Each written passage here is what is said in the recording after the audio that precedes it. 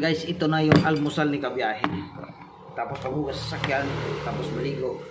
Ito na ang almusal. Almusal ng mga mahihinang nilalag to.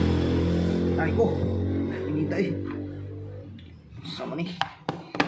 Nag-aibay. Okay, tusukin.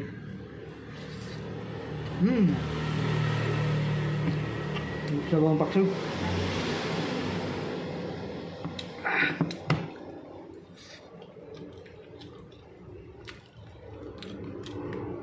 Ito guys, ang almusal talaga ng mga mahinang nilalang.